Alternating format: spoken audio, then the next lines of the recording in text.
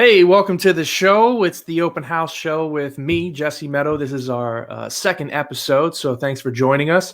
We have a good show today. We're going to be talking a little bit as the enrollment season kicks off. We're going to be talking a little bit about, why choosing independent schools, what we're hearing about why parents are choosing independent schools. We're also going to get into, with COVID going on, we're definitely going to get into the importance of thought sharing, some things that I learned on the road. We've got a great guest today, Director of Enrollment Management, Cameron Steese from down in the Village School of Naples. She's going to join us. We have my partner in crime, Chris Mitchell, also joining us as well. So we're going to have some good discussion, and we hope you enjoy. Let me bring him on now. Hey, guys. How are you? Cameron, welcome. Thanks so much for having me, Jesse. Excited to be here. Awesome. Chris, good to see you as always. Great to be here as always. Looking like live from South Beach here. It's all about setting that mental energy, man. Hey, it's that midday mood. I like it. Okay. Right. Yeah. So, jumping right into it, while we have, Cameron here with us, it's a good, I'd like to try to take advantage of the guests that are on the show to give us some insight and some knowledge that we might not have been able to get. So before we get into why independent schools, I always find it interesting, coming from a boarding school background, the differences with day schools versus boarding schools and the similarities. But Cameron, I'm sure you can speak a lot more to that. What were some of the differences that you found moving from St. Timothy's, a boarding school, Maryland, coming down to Florida, now you're at a day school. What were some of those management differences that you might have noticed? I would say for one of the things that really stuck out to me when I first came down here was the pace. Everything happens at a day school from 7:30 in the morning till 3:15, 3:30. Car line's done, the day is done, but oh boy, all that has happened in that span of time. And that's very much the same thing for admissions at a day school, I would say. It's a much more rapid of a pace. And another thing that really stood out to me is the traditional calendar of people applying and when they come into the cycle and when they enroll is completely different at a day school, particularly down in Florida, from what I understand about my more northern friends about their day school kind of track of admissions. So it's those are two things that really stood out to me almost as soon as I came down here, was just that pacing and that calendar are completely different and out the window, and just very, very different than certainly the Mid-Atlantic, and I would imagine the Northeast as well. Yeah, I mean, we had I know when we were at Montverde, we most boarding schools will have that, mid-year option. And for sure, day schools have that too. But when you're really going after those international markets, like, Brazil, they end their year in December. So they're perfect for coming on in January to start their year. That whole piece is missing. It's just more of a steady pace because they're all local students. They might already be enrolled in a private school or maybe public school. So it's really just kind of fall to fall, where that international piece brings a lot of those different timings, different calendar years for their school years. Absolutely. What are some similarities that you might have not noticed that seem to be, riding the same line between enrollment management for day versus boarding? Sure. I would say that the biggest similarity is really you're still bringing prospective students and prospective parents that boutique experience. During my tenure at St. Timothy's School, we really focused on that because as an independent school, really starting off in the admissions process, you should go that extra mile. You should meet a family on a Saturday. You should schedule a Tuesday night tour if the only time works is 7 p.m. That hunger, and I think providing that boutique experience is very similar to my time in a boarding school as it is here. And I think in a day market, there's a level of competitiveness for those same students that you still find, even though you're not necessarily competing at a fair for student attention. You are still competing, and there is still that local competition that you should keep an eye on it and be on the lookout for.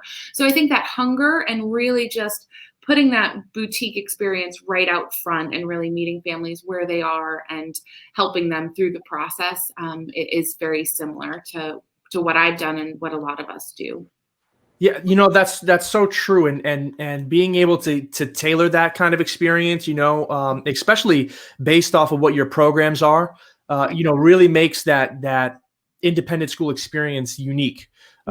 Being able to tailor that admissions process. I know when I was young and was searching around for schools, or I wasn't, my parents were, I was just kind of riding along with them. We went to Montfort Academy, where I ended up going to school, and that's one of those things that made it special. And these days and age, transitioning to our next topic, it's such a values, like the parents of today, why they're choosing different schools is there's a lot to say about values-based uniqueness, different programs that you offer, different ways that you connect, the community involvement, but really all of that comes into, are they principally values-based? And independent schools can really offer that, especially in the enrollment process and the admissions process, when they get to meet the school for the first time, get on campus, kind of see that. When I was a student, obviously you have your memories and friends that are lifelong friends. And I was a boarder, so that's a little bit different of experience as a day student. We lived with each other. So they did have the day experience compared to the boarding experience, but we're lifelong friends. Look at Chris and I right now, we're on a live stream together. And we met when I was 12 and he was 14. So these relationships build over time. And I think that the uniqueness of what an independent school can offer is a lot of what they can do. And a lot of the reason why my parents chose it and why I'm so passionate about advocating for them. Right. From your perspective, what you're seeing down there, or maybe what you've heard in both locations, anywhere you've worked from parents and feedback, why do you hear independent schools so much? What is the biggest draw for them? I think, what I've noticed is just that unprecedented access to faculty, to staff, to programming, that you really don't receive the same sort of access when you're at a public school. Sure, you might have a handful of really dedicated teachers that you really connect with, but by and large, at an independent school, you're connecting pretty much with every single one of your teachers. You're going to get that extra help after school. Your parents feel comfortable scheduling a parent conference in the middle of the week with their grade school students. So I think for me, it's really that access, and that is such a gift for students. I know I always give this anecdote, but when I was in college, of course, there's professors office hours, right? And I loved one of my English professors, and I was like, oh, I really want to go and talk with Professor Benfey about my, latest take on Herman Melville's book, because I really wanted to talk to him about it because I loved his class so much. But then in the back of my mind, there was always this thought, why would he want to talk to me? Why would he want to hear my opinion on this? And students who go to independent schools don't have that hesitation.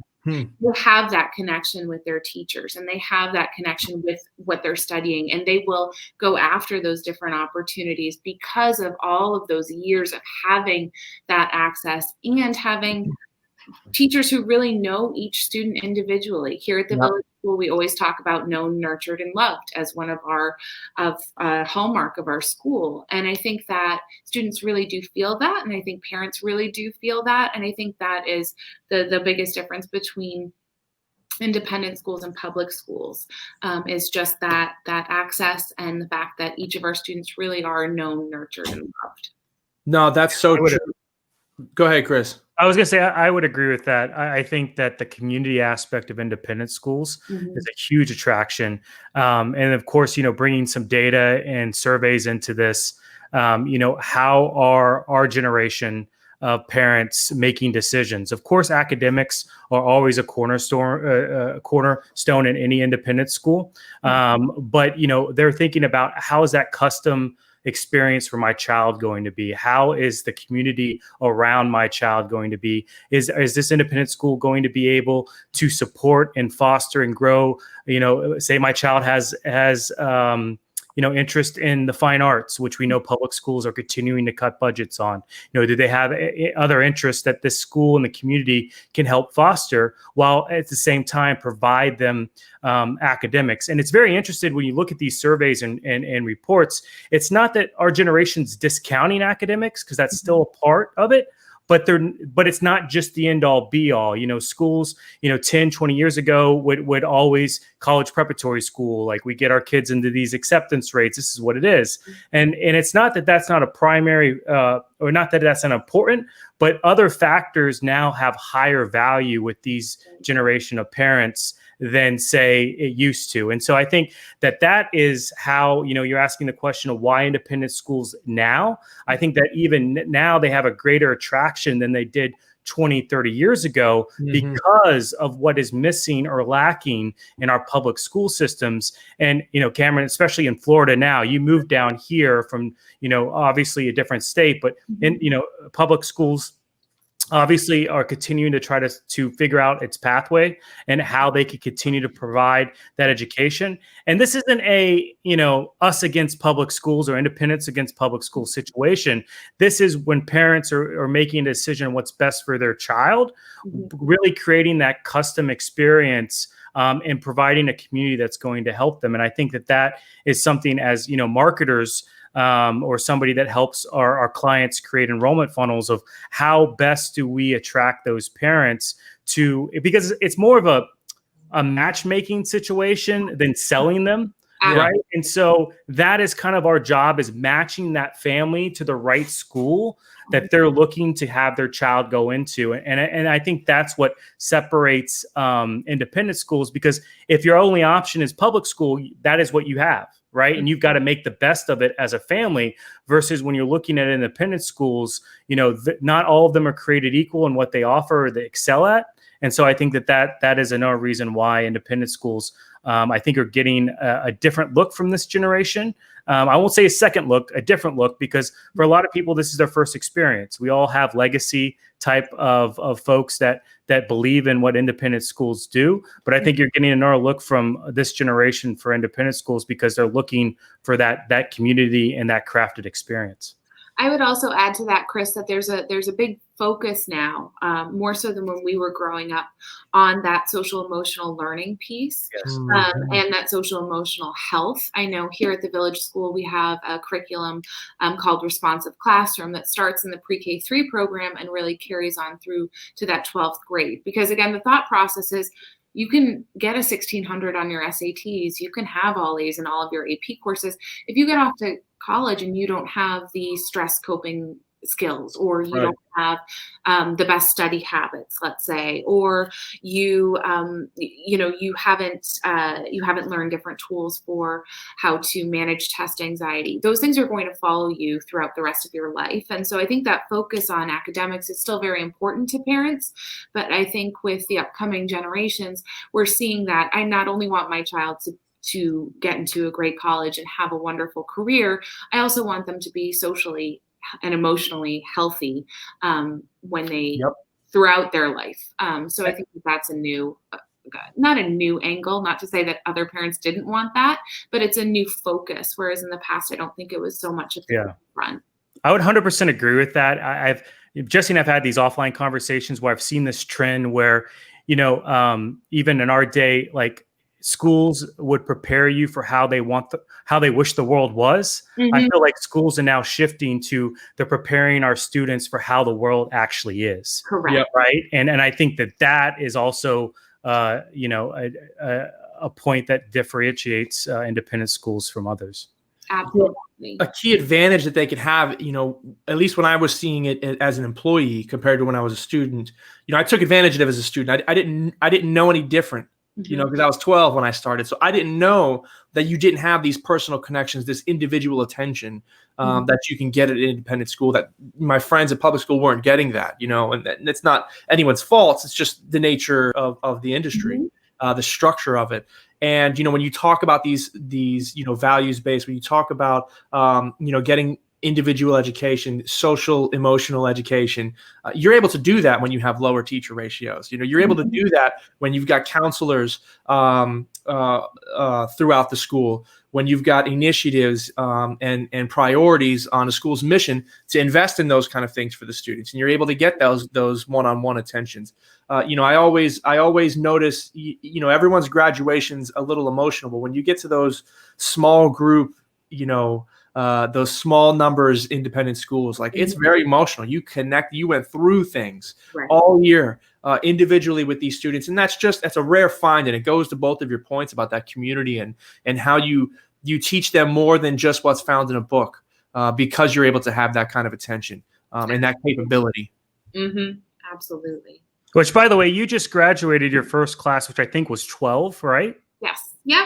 That's exciting. Yeah, just this past June. I have to say, I feel incredibly fortunate and really very lucky to be at the Village School for a number of reasons. But one and two of which, I guess, are number one, the incredibly strong word of mouth we have in the community. I just did a new parent survey, and around, I think, 70% of our respondents had heard about us from a friend or from a coworker. And so just that word of mouth, they always talk about that. Jesse, you know all about that world, word of mouth, word of mouth, word of mouth. And it really is a unicorn. You can't, if you don't have it, you can't find it. So I think that really speaks to the strength of our community here at the Village School.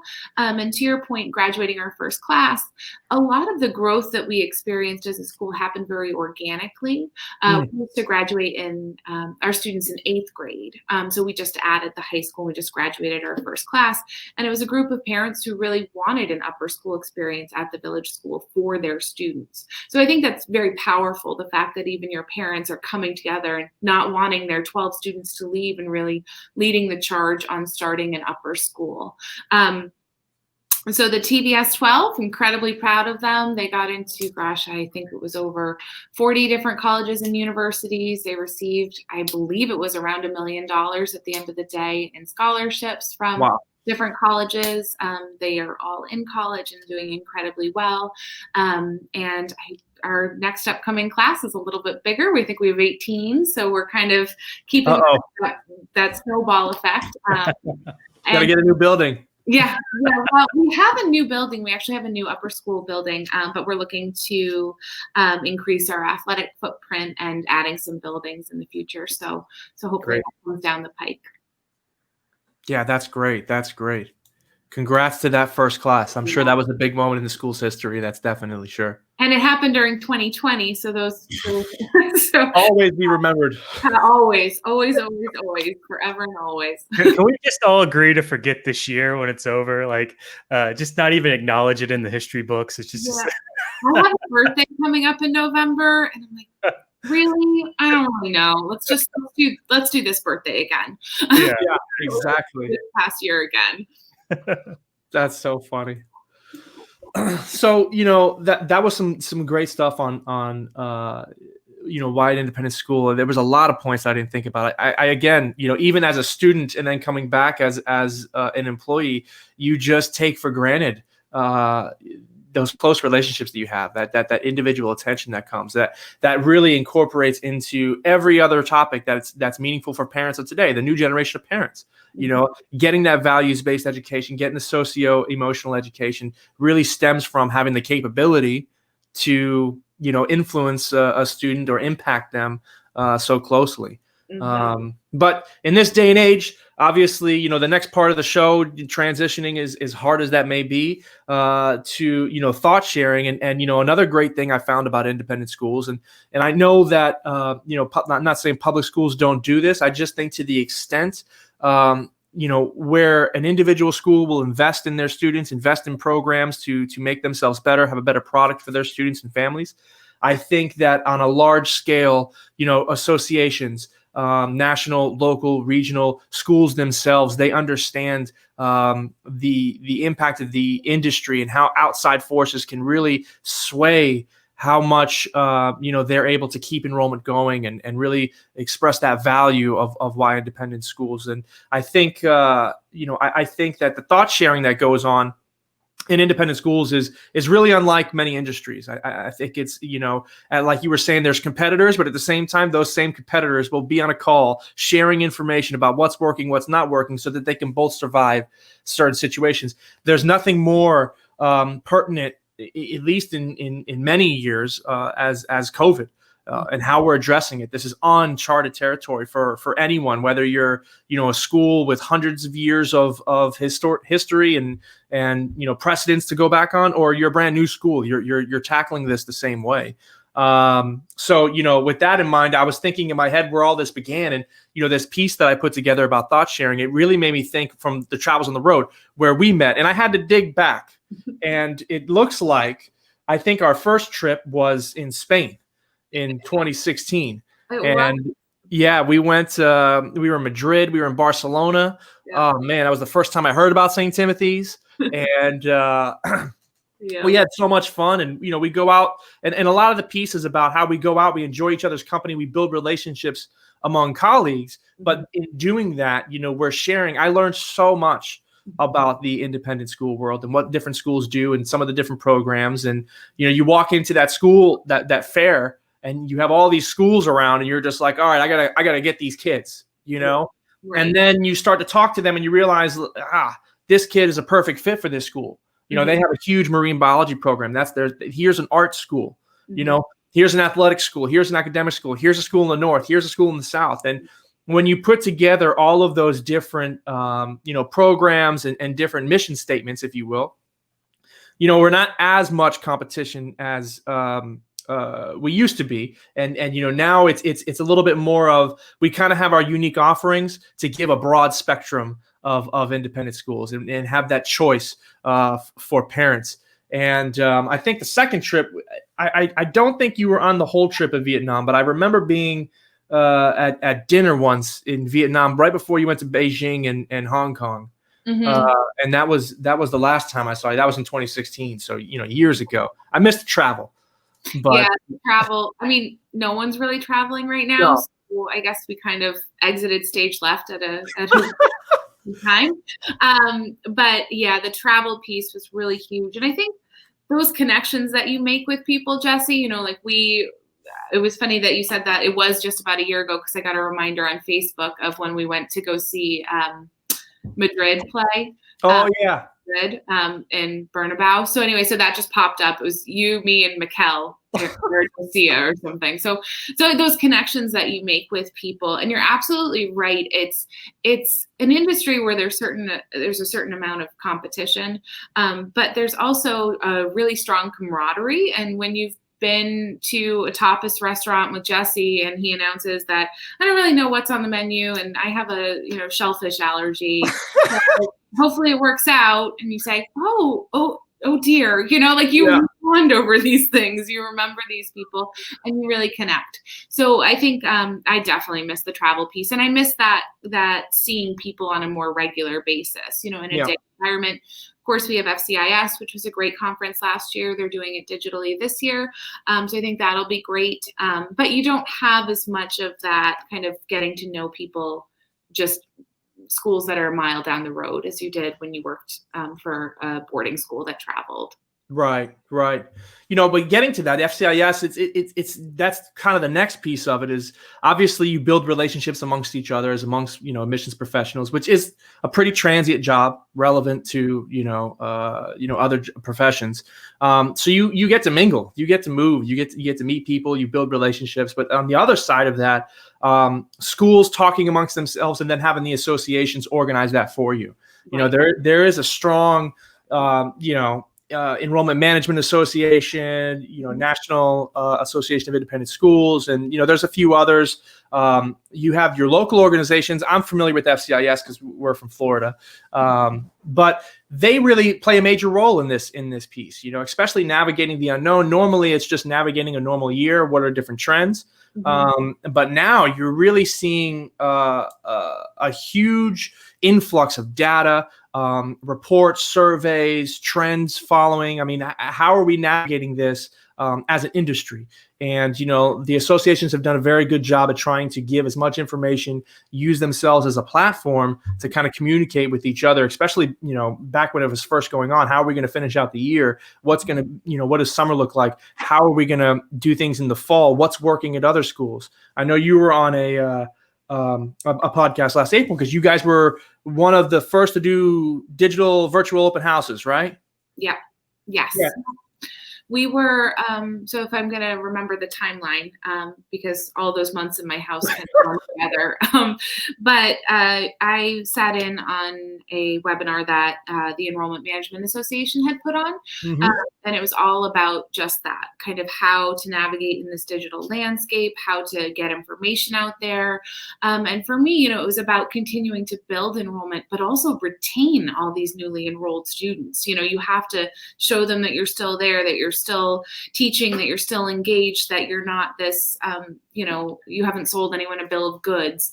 Right.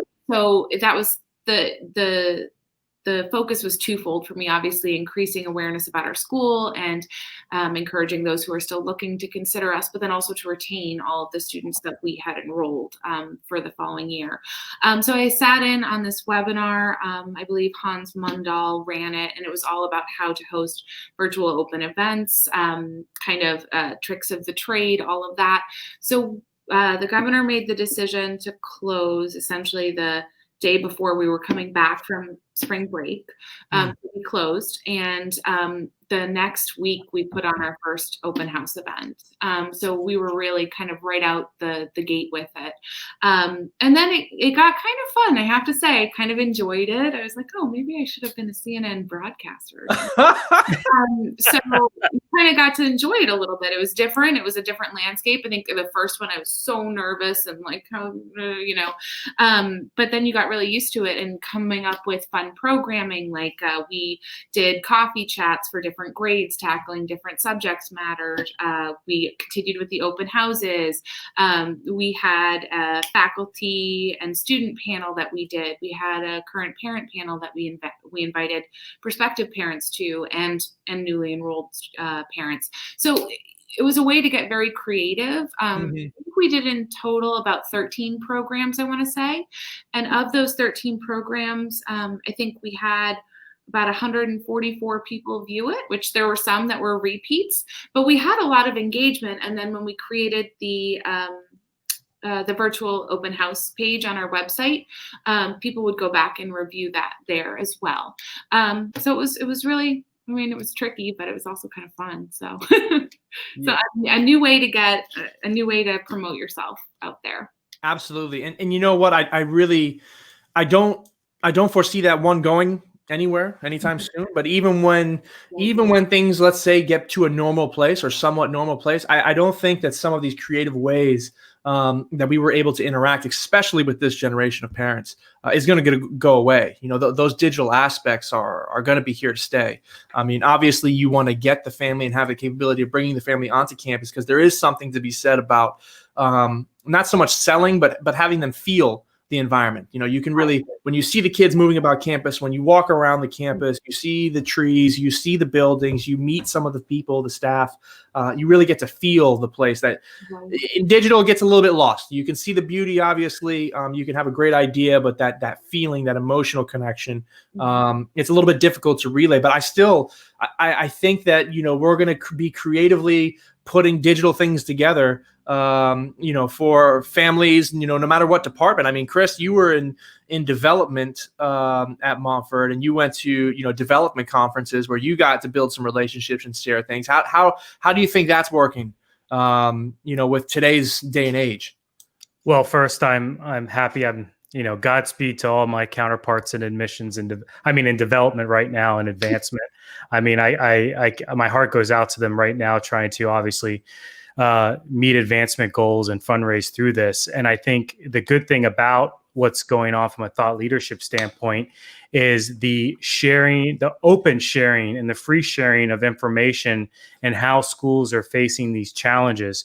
I think the advantages that of us working with a lot of clients is that we're seeing in real time the challenges they're facing and being able to kind of help guide other clients that are now facing similar situations. And I think when you have these associations, to the point earlier about being able to jump on a webinar and engage in content is very important. And I think that for an industry to try to navigate anything, especially one that is constantly changing, you need associations like this to be able to help channel that thought leadership and help schools improve. We were having a conversation before we came on about how, it is independent schools, there is this traditionalist mentality, and, change is not always the quickest. And I think, especially with new professionals into the industry, these associations help them get a leg up, understand what's going on, and get them pretty quickly. When I came into this, I'd come in from a fundraising background, but not in the independent school world. And so going to CASE and all these other conferences, I was able to really get an idea and a better understanding of how the principles I already had, or the techniques, how they apply them to advancement. And the same thing can be said about enrollment. So I think as we continue to move through this COVID world that we find ourselves in, obviously we've already started talking about retention efforts, and how to keep some of these families that might have come in because of public schools not really having their stuff together. And then how does that set us up for the, one of the things not a lot of people are talking about, there's a few, but what is the long-term economic impact to this? When does that really catch up to us in independent schools? Obviously continuing to work through that and make sure that people are continuing to share in what they're experiencing, because your pitfall might save someone else, right? And so continuing to do that. I did have a question for you, Cameron, real quick, based on the last conversation we just had.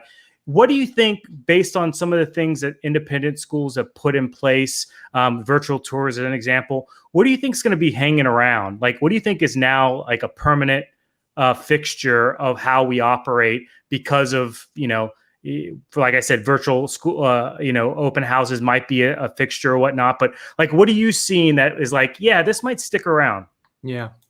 I really think that virtual open houses, having those kind of virtual events and not just limiting it to open houses, I think those are going to be around for a long, long time. I think that, for even though we're not a boarding school, here in Collier County, specifically in Naples, we have a ton of people moving here all of the time. And they have no way of engaging with you if they're up in Michigan and they're just moving in January and they're not going to come visit beforehand because they already own their house. So I really think that there will, even after things return to quote unquote normal, I think there's going to still be a real need and a real presence of these virtual events, not only for, like I said, boarding schools, but particularly for day schools where you have a high influx of people moving from all around the world. I think that's gonna be a lasting effect, because people crave an opportunity to engage with you. And if you are a busy investment banker and you couldn't make the in-person open house, it's really nice for you to be able to go online and view it later whenever you can. So I think just to reiterate, I think the digital landscape will remain, and will still be happening moving forward. Yeah, I feel like it all, also like forced some schools that were hesitant into it.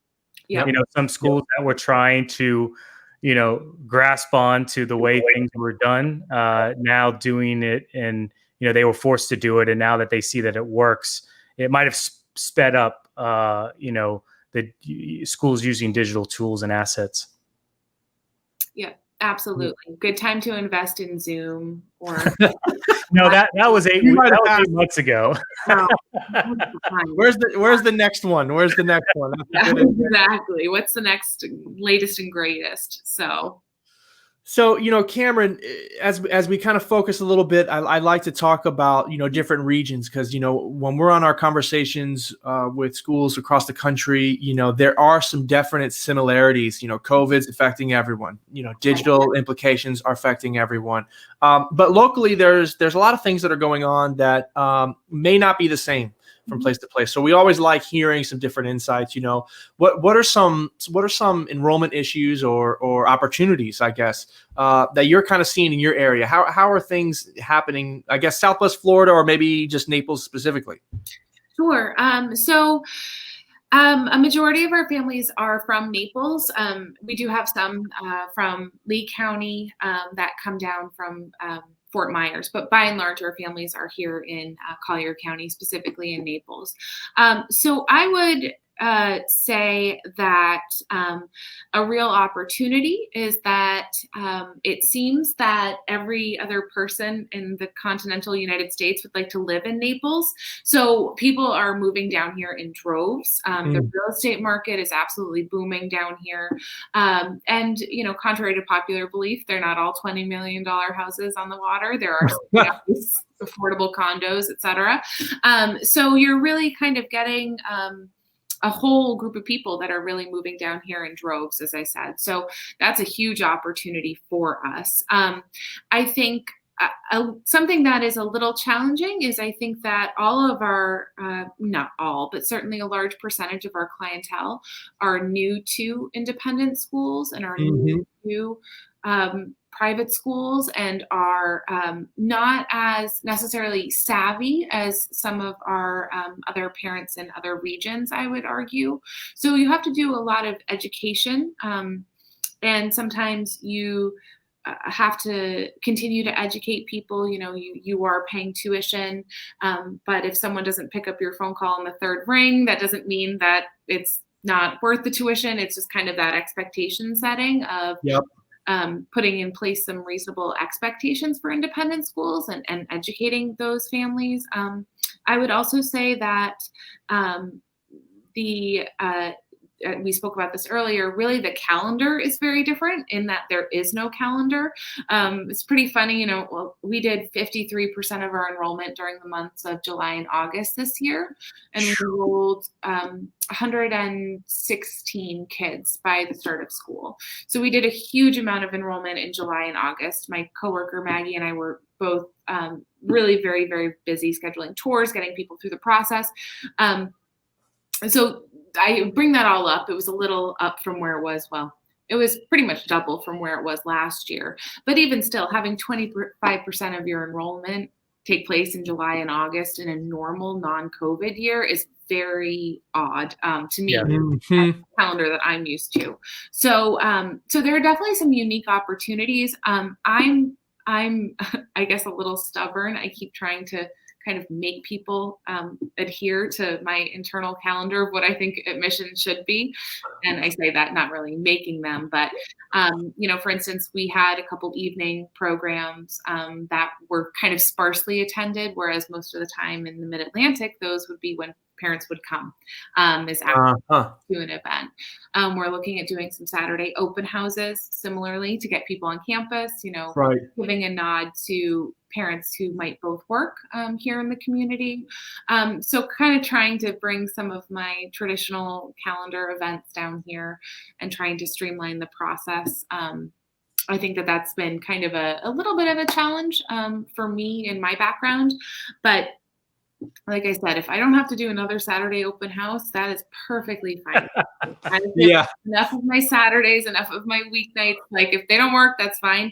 But I just kind of internally can't believe that they won't work. So I'm gonna report back for you guys. See what definitely do that.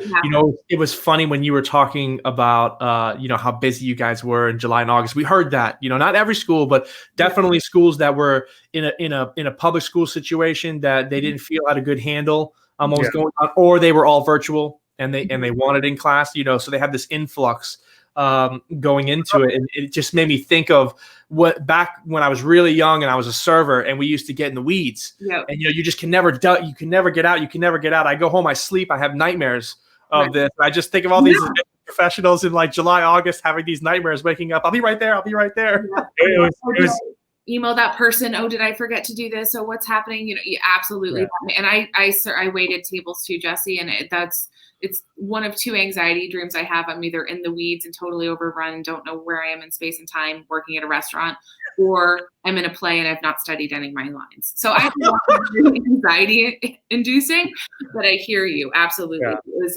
It was a mad rush for sure. It was interesting to watch in real time. Our clients go from panic to overwhelmment in the weeds, because you had this enrollment shift of like, at one point they were looking at, 10 to 20% of their contracts not being filled. Right. And, worried about what does that mean for the next year? And then you had this, what we're calling now the COVID bounce. And so, retention. I would like to ask as a follow-up, like what are some things that you guys are doing or talking about at this point on helping with that retention? You doubled your enrollment, with those 2 months. And so what are some of the things that you guys are doing for the next few months, especially with re-enrollment around the corner? Yeah, absolutely.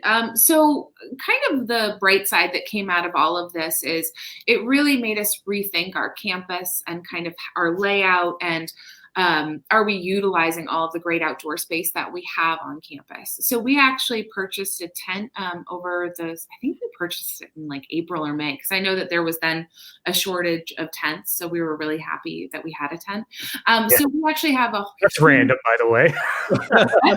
That's a random time to be short of tents, but okay. Well, I guess it was because all of these schools were looking to maximize outdoor space for women. Okay. So I think like we were kind of at the forefront, and then obviously word about the tents got out, and so all of a sudden everyone's scrambling for a tent.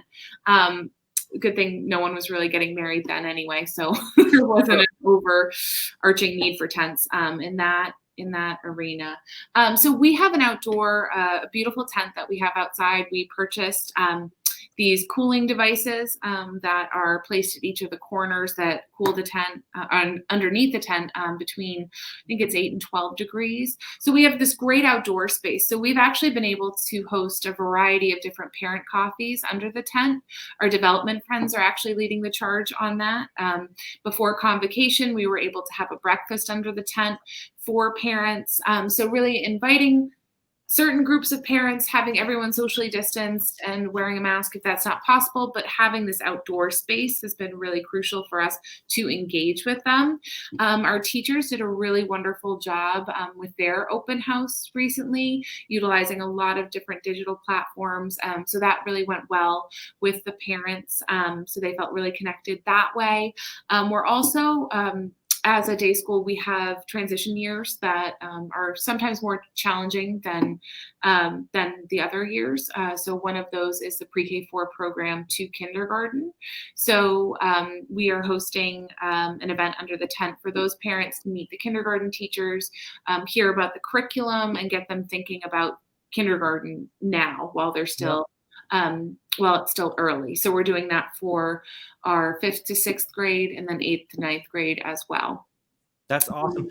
You're definitely getting into the season. I know you probably know that now, being here, over a year, but that outdoor space, pretty much from, I would say in a month or two on, like that's why everyone's here in Florida is these next few months coming up. So that's a real great piece to have some events going on, that utilizing that outdoor space. Yeah, absolutely. And just really kind of increasing connections with the parents, just that, you just enrolled your daughter in 6th grade and reach out and follow up and see how you're doing, kind of that connectivity. I think that will be increasing the amount of surveys that we do throughout the year for parent satisfaction and student satisfaction, just to kind of keep an eye on that. I'm in the middle of doing some statistics, and about 40% of our new lower school families came from public school, which is up, I want to say that's up about 15% from where it's been in years past. So really making sure that we're going to keep a lot of those families. Obviously, there are some families that kind of are just doing this for the year, and you know them and you can identify them, and you're like, okay, thanks for coming. You hope that they stay, but you know that they're not going to. But we are looking at really doing a full court press to keep as many of those public school families that we've enrolled as possible. Perfect. Yeah. It's definitely an issue that a lot of schools are going to have. Once the public schools get back to some sort of normalcy, how have you been able to build that value to keep those kids here? Where they understand, hey, I need to invest this because it's worth it for my child. There's a big opportunity there with people, like you said, 40% came from public schools. That's a lot of students that didn't know independent schools before. Right. So that's huge. What last topic, I obviously, we always want to talk about COVID-19, how we're handling it and everything that's going on with that. The Village School, obviously kind of at the front end on trying to be creative on how to communicate to current families, reach prospective families. How are things going now that we've started the fall and, the kids are going through things and the teachers are going through things? How is it looking over at the Village School these days? What are some tips you can tell everyone else? So I'm sorry, tips regarding how things are going, or? Yeah, like COVID-19 mitigation, some things that are going on with you, some things that maybe surprisingly are working well. I know some of the schools that I've talked to, they were actually surprised at how well the kids are taking to all of it. I know they're always resilient, but I think they're just so happy to be around each other and not stuck at home. They'll do whatever it takes. Yeah. What has it been like over at the Village School? Yeah, absolutely, Jesse. I mean, here in Collier County, we very much have strong differing opinions either way regarding mask usage, COVID-19, all of those topics are, generally pretty heavily debated in our area. So for us, it was really about striking a balance. And a lot of the families that I toured, the public school came out with an edict that all those students had to wear masks all day long. So these parents were not interested in having their child wear masks all day long. So we have, we created the plexiglass shields so that when they were in class, they could take off the mask. When they're in passing or on their way to the PE class or the cafeteria, they have to wear their masks. And then when they're outside playing on the playground, they don't have to unless they're, really closely huddled in little groups. So parents really liked that balance that we struck. I would say also the utilization of the acreage that we have. We also, in addition to the tent, we created outdoor classroom spaces, and we are setting up whiteboards, the electronic outdoor whiteboards out there. So getting the kids outside more, I think, has really been a positive thing. And, so many of the parents were so kind of upset that their child had to wear a mask at all. And the kids are so resilient. They really, honestly, a majority of them don't seem to care, Yeah. And when you think about it, our little pre-K 3 and pre-K 4 friends, they just learned that, you have to wear clothes out in public. So they're not, you tell them to put a mask on, they're like, yeah, okay, fine. I have to wear pants. I have to wear a mask. So I think that the resilience of the students and how adaptable everyone's been, and I will say how everyone's just really followed the rules and just really kind of, even if they don't necessarily agree with all of them, everyone's really come together and followed the guidelines. So we're really grateful for our community in general, but certainly with their support and how we've handled this. Yeah, it's been really optimistic to hear how the kids are doing, how schools are handling it. Everyone's taking it seriously, no matter what their beliefs are at home. They're really taking advantage of being able to be around everyone again, and that's really good to hear that's happening down there as well. Guys, keep up the good work with mitigating all of those. I mean, every day I'm sure there's a new challenge that you need to address. But we had some good discussion today about why independent schools, and a lot of that goes into a lot of the value that we'll be able to bring to families when mitigating something like this. You also go on to the thought sharing aspect of things where everyone's kind of communicating to each other what's working, what's not working. This is the direction we need to go, and maybe this will work for you. And I think as an industry as a whole, they're in good shape, all things considered. And we just got to kind of continue that way. So we'll wrap it up there. I really appreciate you coming on, Cameron. Chris, as always, a pleasure. Thank you so much. We'll see you next week at the same time, same place.